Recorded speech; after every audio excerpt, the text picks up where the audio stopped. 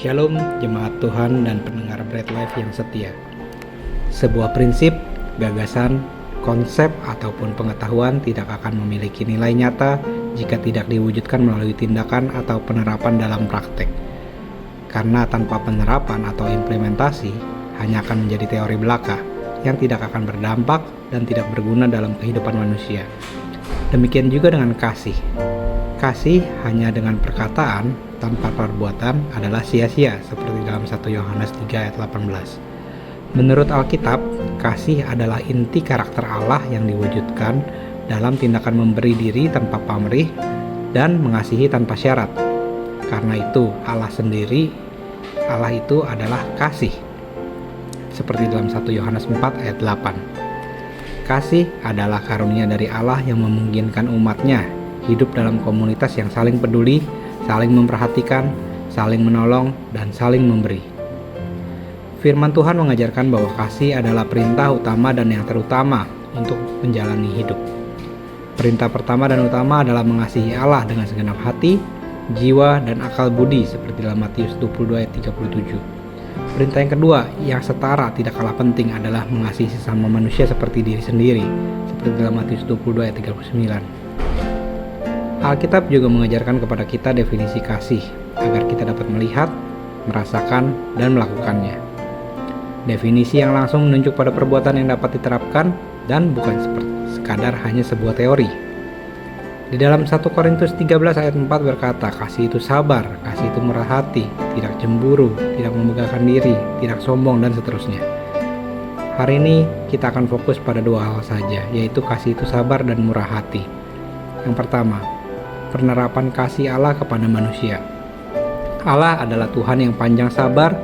Meskipun manusia sering berbuat salah, Allah tidak segera menghukum, tetapi memberikan kesempatan kepada mereka yang belum percaya untuk bertobat dan menerima keselamatan bagi orang yang percaya untuk memperbaiki dirinya kembali kepada Tuhan. Kemurahan Allah adalah anugerah yang diberikan cuma-cuma melalui iman kepada Yesus Kristus. Kemurahannya tidak terbatas dan melampaui pemahaman manusia. Ia memberikan yang terbaik kepada semua orang, bahkan kepada mereka yang tidak layak menerimanya. Yang kedua, penerapan kasih manusia kepada Allah. Salah satu wujud kasih manusia kepada Allah adalah dengan melakukan segala perintah-perintahnya dalam Yohanes 14 ayat 15. Antara lain, sabar dalam menanggung segala sesuatu, seperti dalam 1 Korintus 13 ayat 7. Kita juga sabar dalam menantikan kedatangan Tuhan Yesus yang kedua kali sebagaimana janjinya. Kita juga sabar dalam setiap proses kehidupan yang harus dijalani sesuai dengan kehendaknya. Kita sabar dalam menantikan waktu Tuhan yang terbaik. Mengasihi Allah berarti juga melakukan yang terbaik bagi Allah dengan penuh murah hati. Setiap hari kita memuji dan menyembah Dia sebagai kerinduan kita kepada Tuhan. Berdoa dan membaca firman untuk dapat mendengar suara dan mengerti kehendaknya. Yang ketiga, penerapan kasih manusia kepada manusia. Ketika kasih menjadi dasar hidup, kita dapat belajar menjadi pribadi yang lebih sabar terhadap pasangan, anak-anak kita, rekan kantor, orang-orang sekitar kita, kepada siapapun. Kita dapat membuang rasa marah, emosi, dan keegoisan.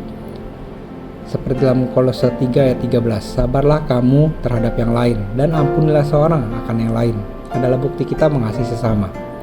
Kita juga harus bermurah hati kepada sesama.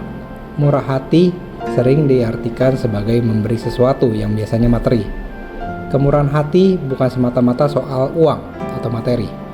Murah hati berarti hidup dengan semangat berkorban dan berpusat pada kepentingan orang lain. Hal ini berarti hidup dengan melakukan perbuatan yang baik satu sama lain.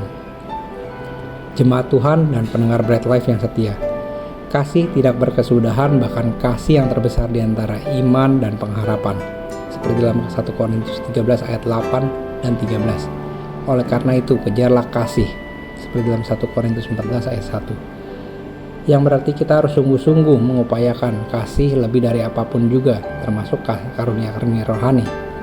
Ini adalah perintah agar kita dapat mempraktikkan kasih yang sabar dan murah hati kepada Tuhan dan juga sesama.